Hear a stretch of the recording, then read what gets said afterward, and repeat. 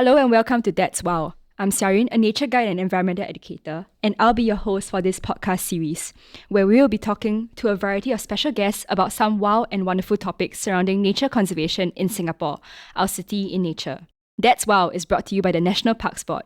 If you like our content, don't forget to show your support by hitting that follow button and giving us a 5-star rating. For this episode, we're very excited to have Karenne, who is in charge of coastal and marine and terrestrial branches in NParks National Biodiversity Centre, as well as Sam, who is a coral reef researcher and a co-founder of Our Singapore Reefs. They are here to talk about the surprising rediscovery of the Neptune carp sponge in Singapore and explore the different challenges that come with conserving this fascinating species, as well as the broader marine ecosystem that it lives in. So to start off this conversation, I wanted to ask, what draws you guys to the ocean?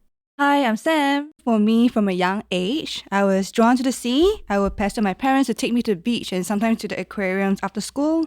So as I grew older, I started watching documentaries on Nat Geo, BBC, and then I realized I can actually get up close to these marine animals through scuba diving. So after obtaining my diving license, I was very determined to explore every corner of the world. So I think the seas, it holds many secrets, and that continues to captivate my imagination and really want me to really explore more.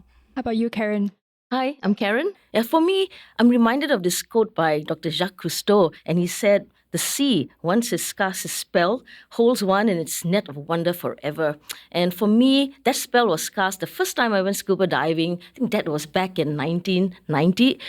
First dive at Pulau Au, and the minute I went underwater, the fear suddenly disappeared when you see the biodiversity in front of you. And that was the point I realized I love the sea and I want to continue studying it and working on the marine environment. We share that in common. Scuba diving is intense, like it's all around you, right? It's like 3-dimensional. So today we'll dive into our main topic, which is the Neptune carp sponge. So to start off with, maybe like Sam, you could share what is a sea sponge and what is its ecological role in the marine ecosystem? So sponges, they're one of the most simple animals on Earth, and then they don't have tissues and organs like us or other animals, and their body structure is actually very basic. So I think also depending on the species and habitat, which is very, very interesting, these sponges, they display a wide array of colors and shapes, and even ranging from a few millimeters to several square meters in size.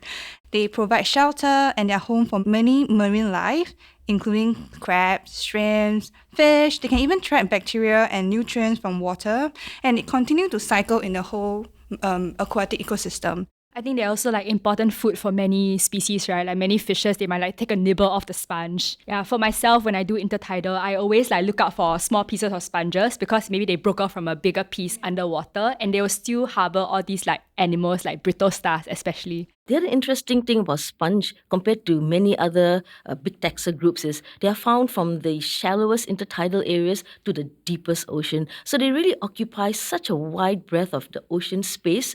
And in every space that they are found in, they play a very important ecological role. So very underappreciated group of animals, actually, the sponge. I mean, we look at them, we think they are a piece of blob, but actually they play an incredibly important ecological role. What about the Neptune carp sponge? What is the shape of it like? Like how does it look like? So the Neptune carp sponge is really interesting. So it's one of the largest species of sponge that we have. And it actually has two distinct shape. So one is more of a goblet type of shape. The other one is more like a bowl. And you can find both of them in the water. They're unique because they actually have a very robust stem that the cup or the bowl is sitting on. And that's basically why it's called a Neptune cup, because it's so big, it's so magnificent that you would think that Neptune, the god of the sea, will be using it as his chalice. So I guess that's how, the Neptune carp sponge came about. But what's unique about this is it's a huge sponge, and you would think that it's like any other sponge that grows from the surface of the seafloor up. Research has shown that it's actually what you call a boring sponge. Not the yawn boring sponge, but a sponge that bores into a substrate. So when it starts off as a larvae that bores into some kind of calcium substrate. And from that, it grows upwards. So very unique compared to many other boring sponge that tends to be very flat, encrusting sponge. The Neptune carp is a boring sponge that grows out and into the water column, forming these magnificent shapes. And it's a giant. It can grow up to 1 meter tall. The species that the sponge was described from was a specimen that was collected from Singapore. We call that a type specimen. So the type specimen is sitting somewhere in a museum in Europe. But the first individual that was used to describe the sponge came from Singapore. So in a way, it's very significant to Singapore because it was the sponge that was described from Singapore waters. Back in the day, in the 1800s, so many of the sponge was actually collected and moved to Europe because collectors like to have trophies, right? So this was really a trophy animal that was collected from the region. Probably back in the day, they used nets to dredge. So if you have a long net in the water and you drag it along the seafloor, you pick up whatever that's in the water. So that's probably one of the ways that they collected this sponge. So do you think that all those like collection for like a European customer, did it lead to the population decline? I mean, I think possibly is one of the reasons why it led to the population decline. But I guess you must also acknowledge that back there, when trade was really booming, there was a lot of activity in the water. So there was a lot of impacts to the environment, even back in the day. So that's possibly one of the reasons that could have impacted the sponge population. But to me, really, after, working on the marine environment for such a long time, sometimes I think we say they disappear because we don't see them, but it doesn't mean they're not there. It's just that we don't know where to find them, right? So Karenne, maybe you could share more about your experience rediscovering, in inverted commas, the sponges. Sure. I mean, it was really an interesting experience for me. So we were doing a seafloor survey, mapping out a seafloor. So usually you lay a tape, so I was the one behind the tape with a GPS tethered to a float on the surface just to mark out the area. So I was going out with a GPS and the tape just happened to land next to this strange looking thing I've never seen in our waters before. So I just had enough time to take my little dive knife out, took a small piece and I continued. So I got back, I called Dr. Lim Swee Ching, who's the sponge guy in Singapore. So I called him, I said, look, I saw this thing that looked a bit strange, it's this whitish color thing on the stem. He was so excited and his excitement kind of, rubbed off on me and I became very excited about it. So he came that very evening to pick up the specimen. Next morning, he called to say, it's the sponge he has been looking for the last few years because he was working on this research project to document sponge populations in Singapore. So in general, why do you guys think that there are such discoveries or rediscoveries in Singapore? Actually, not just in our marine environment, but even in the terrestrial side, Nature in Singapore is over every single month, there are at least 20 contributions of some new behavior or some new rediscovery. So maybe you guys can speak about the marine side of things. I think discoveries are always, the opportunity for discovery is always there. You just need to be at the right place at the right time. Oftentimes, we are not there looking for something, so you don't know what you're seeing. Like for the Neptune scub, for example, I'm sure in other places where they are found, people have seen it. If you don't know what you're looking at, it's not a discovery. So it is just having the right expertise at the right time, taking the photos of just being aware that this could be something different, and you capture it and that gets confirmed as a discovery. So I think that's exciting. But I think that's also because there are very few people working on certain taxonomic groups, right? So Singapore, although it's very, very small, there's still a lot of undiscovered areas. And whenever you have undiscovered areas, there's always that opportunity to discover new species. But for the marine environment in particular, I think one of the reasons Singapore has very rich biodiversity is because Singapore is located in a very unique position. It's at the southern end of the Malay Peninsula, and the water bodies that feed into the waterways south of Singapore, they come from the South China Sea, they come from the Indian Ocean, both from the Andaman Sea side as well as the southern Indian Ocean. So you have water that is originating from different oceans coming through Singapore, and that brings with it larvae that is found in all these areas. So I think one of the reasons Singapore really has rich biodiversity is because we are fed by waters that come from diverse oceans.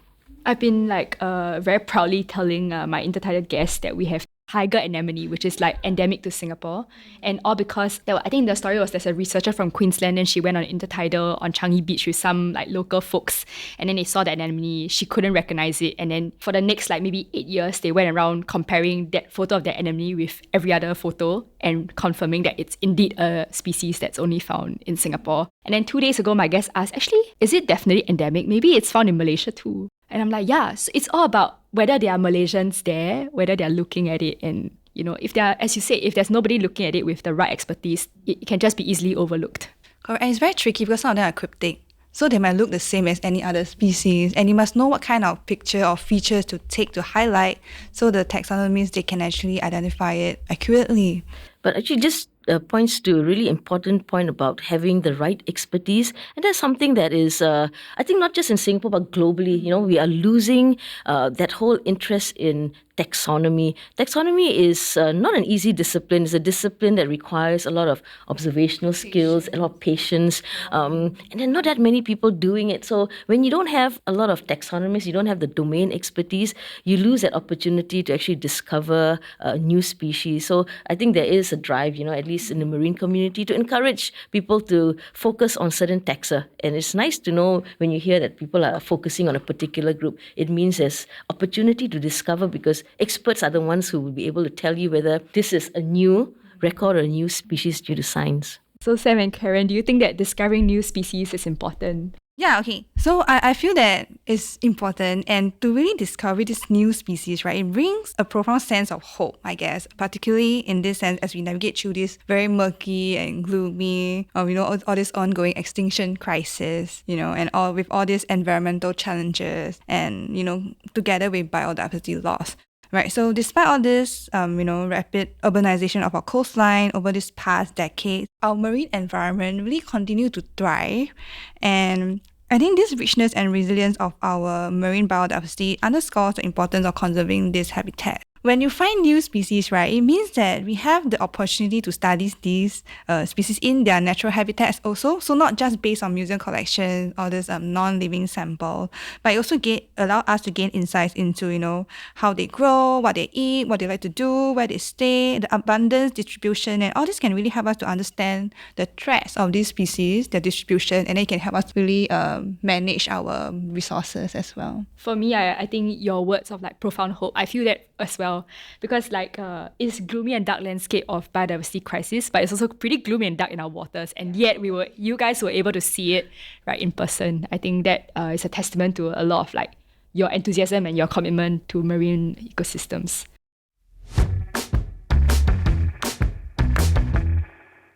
Before we continue, let's take a pause here for a fun mid-episode break. In the spirit of our podcast title, That's Wow, Karenne and Sam will now share something wow about an animal or plant that you guys may not have known before. The animal that I find incredibly fascinating is the sponge crab. Now, it is a particular relationship between a crab and a sponge. So this species of crab, it has modified back legs that point upwards, and what it does is actually goes out and looks for sponge. So if it finds a sponge it thinks is ideal, it will cut it into the right shape, then it hangs it at the back of its back, and it just walks around with a sponge in its back.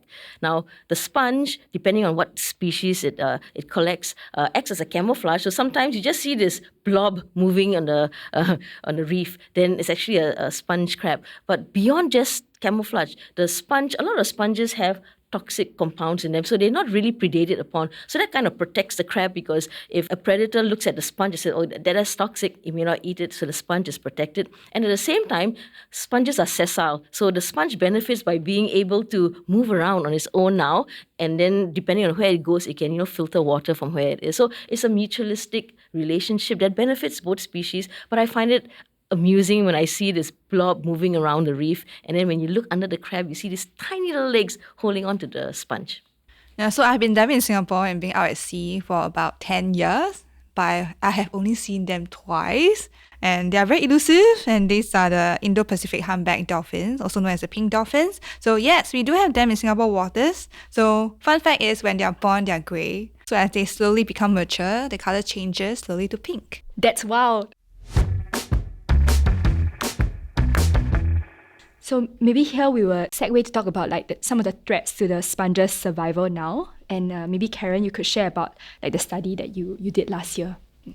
So when we rediscovered the sponge, we also realized that there was so little knowledge or information about the sponge. We knew nothing about it. We knew nothing about its biology, nothing about its ecology. So we knew that we needed to study the sponge to understand it a bit better. So we had a couple of projects that was done. We looked at growth rate of the sponge. Again, because they grow to so big, we think that they are slow growing animals, but we found that they actually grow quite fast. One of the things we observed, and it was very interesting because this sponge is also food for animals, and we think the sea turtle actually eats the sponge, so very important food source for the endangered hawksbill turtle. So when we were monitoring some of these sponges, there's one point where a few of them had these massive bites on the rim of the cup, really massive. They look like a jagged saw around the edge, probably about a 10 centimeter chunks were eaten. So we thought, oh my gosh, this sponge is going to die, We came back 2 months later to monitor it, completely healed and it grew back. So we realized that this sponge actually grows very fast. Then the other thing we wanted to look at was, are these sponges related to each other? So as part of this, from the same sample of plug that you collected, they did DNA analysis, and unfortunately we found that all the sponges that we had, so at that time we had about 6 individuals we were monitoring, all 6 of them had very similar genetic profiles. So basically the study showed that the population in Singapore, it's very isolated. They're all basically the same population. That means if there's a disease that comes, you can wipe out entire populations. So genetic diversity is important for any species, even humans, right? When you have a lot of inbreeding, you get a lot of genetic defects that appear. Same for any animal species. So the greater the genetic diversity, the greater the resilience, especially when it comes to dealing with, environmental changes. So maybe we can talk about or discuss some of the things that NParks is doing now to conserve the sponge. Well, we started off with filling knowledge gaps. I think if you want to have a conservation plan, you need to actually understand the species a bit better. So we started by monitoring the sponge growth. We looked at what eats it, how does it have any disease associated with it. So we decided to do, an island-wide survey of the sponge, but it's very hard to do the survey on our own because it takes a lot of resources to go and do the survey. So we are very fortunate because we do have a huge team of, very dedicated volunteers, citizen scientists and scientists who help us with that. And Sam can talk a bit about it because she leads this program now to go and document this. So once we understand what's in our waters, how big the populations are, then we can come up with a conservation plan. If they are actually widespread, then we may not have to do that much more except to make sure that, these areas are kept as far as possible, in a condition that encourages them to grow. Yeah, I think so far, it's really an opportunity really to really lead some of these divers to go and hunt for these treasures, right? And it's really nice, and I tell you, we really treat the dive very seriously, okay? We have proper planning, okay? The search pattern, we have to come up with search patterns. It's like all the trainings from your diving, your rescue training, how to do a U shape, how to do different, the circle kind of like search patterns. How can you find, what should you do to find something, okay? And then all this practice, you really take it and then, turn it into something that you never know you need this for this nappy hunt, right? So even how do we communicate underwater? What do we do if we find one? What kind of data or photos, that you actually need to take if we find one? And how do you actually make sure that this is actually the Neptune scub? So the thing is, it is actually very rewarding. And I think just last week, we went for a dive and we found 3. Mm-hmm. Right? So when you go there and then you found one in the shadow, you start to swim a bit deeper to actually see the whole Neptune scub. It was crazy because I think that was huge. I think it's about 80 cm. Wow. Yeah. That's about as large as the first one, the second one that we found is gone to about that size. So that's a large one. Wow, that's so interesting. And then you can hear all the screaming and all them cheering underwater. And after that, when we surface to the water, you see them beaming with smiles and, oh my God, let's do it again. I need to find more. So it motivate them to actually want to try to help to find even more. And they keep asking, when's the next dive? When's the next dive? Like, yes, we're going soon. Yeah, it's a very, very exciting, very interesting experience, I would say. And I think this is really important, leveraging on the community to help us with a task that is important, but you don't have the resources to do it. This allows the community to build their capacity, but also give them, like you say, an objective. A hunt is always fun, right? You got something very specific you're looking for. So we're really grateful that there are divers who are willing to spend a day, usually it's a weekend or weekend out doing this, so they're not there just taking photographs of nice biodiversity. They're there doing a very specific task, and grateful for that. Okay, so maybe at this point we will zoom out and we will think about maybe you could share some of the other common marine conservation challenges that are encountered in Singapore as well as challenges facing the region. So when you talk about conservation, you talk about environmental management, you're actually not managing the environment. You never manage the environment. Environment can handle itself without any problem. You manage people and the activities that impact the environment. So that's where our focus is. If you want to manage environment, you work with the groups that have activities that could impact the environment. And I think that has seen the biggest change in Singapore in bringing about effective conservation measures by working with different agencies, by working with the industry to make sure that their activities, as far as possible, do not impact the environment. So from a management perspective, I think that's really important. Understanding that environment doesn't need managing, you need to manage people and the activities that impact the environment. So I think one of the biggest challenge that we have is really coastal developments. Our coastline is always changing. Every time our land become bigger and bigger. So eventually always tell the students that, eventually Singapore's map will be just a diamond, very easy to draw. Because it will just expand like this, right? So unfortunately, because all these activities have led to a lot of habitat loss and everything, and then we have lost a lot of our natural coastline. So, and because of that, a lot of dredging by the coastline, it have resulted in our remaining reef existing in chronic sedimentation. That's why our visibility is always like this. And it also face multiple threats like climate change, pollution also. So I remember in 2016 when I was doing reef survey, and it was during the bleaching.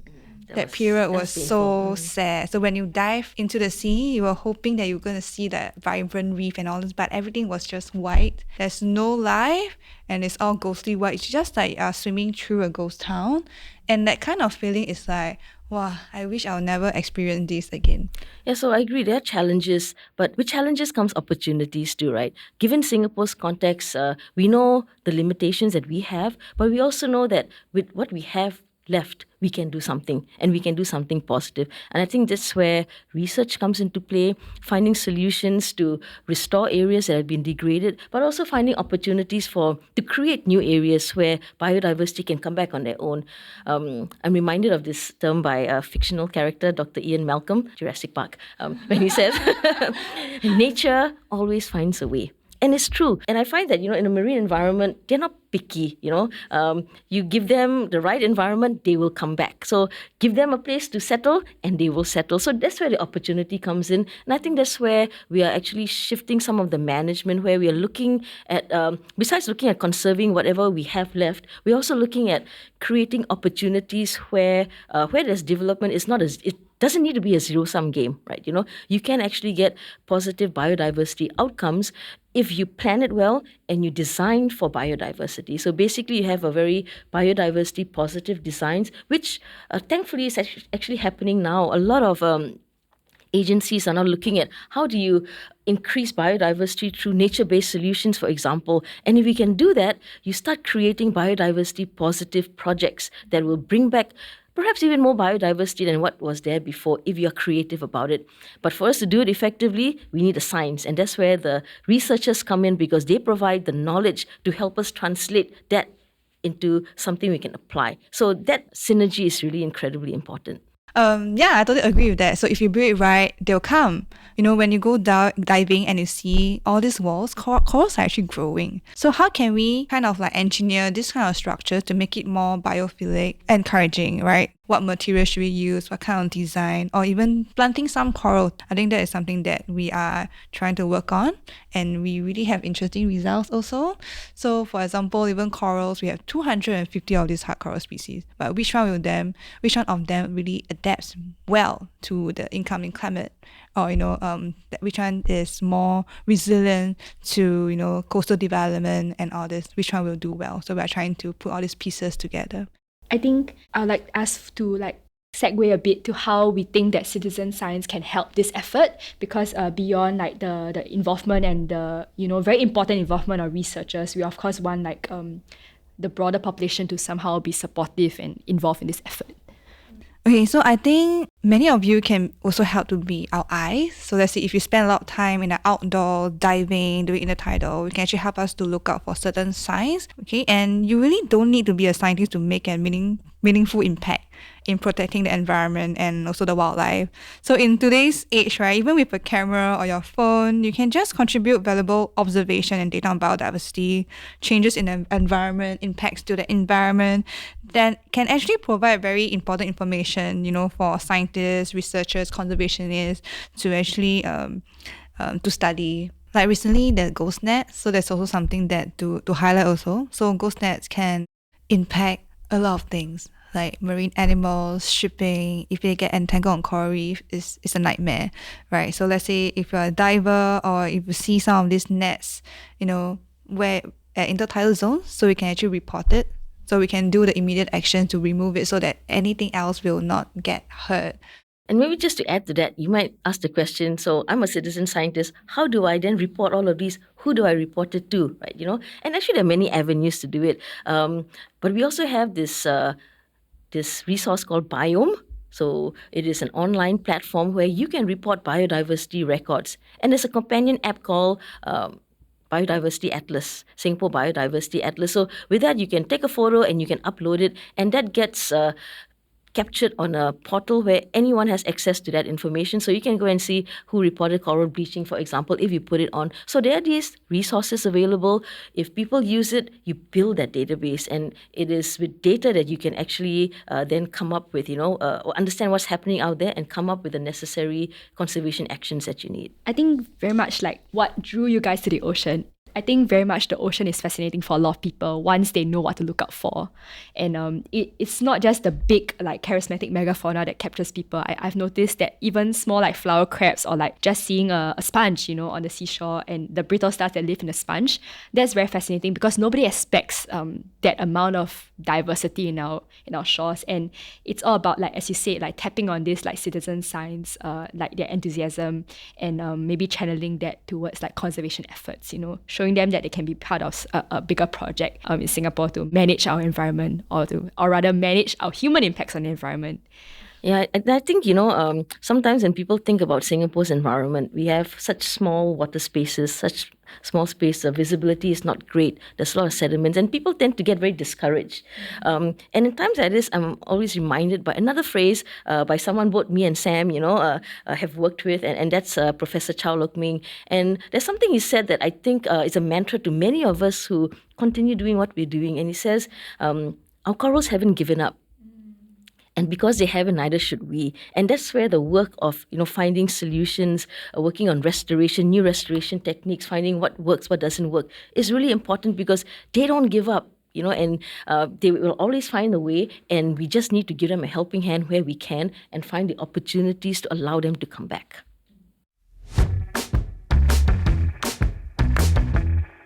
And with that, we've come to the end of our episode. Thank you, Karenne and Sam, for joining us today. More information about marine conservation efforts and citizen science programs such as our Intertidal Watch can be found on our website, which is linked in our episode show notes. Do share your thoughts on this discussion with us on NParks socials, and give us a follow if you've enjoyed our content. My name is Xiaoyun, and thank you so much for listening to That's Wow. Stay tuned for more exciting conversations to come.